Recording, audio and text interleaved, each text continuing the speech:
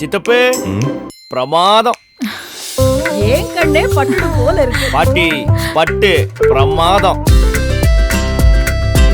Sister laddu பிரமாதம். எல்லா makeup box இங்கதான் இருக்கீங்களா?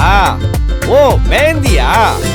பிரமாதம். பிரமாதம் பிரமாதம்னு சொல்லிக்கிட்டே இருக்கிறியே, அப்படி ஒண்ணு பிரம்மாண்டம் இங்க இல்லையே. பாட்டி பிரமாதம்னு ஒண்ணு இருக்குன்னா பிரம்மாண்டம்னு ஒண்ணு இருக்கும்.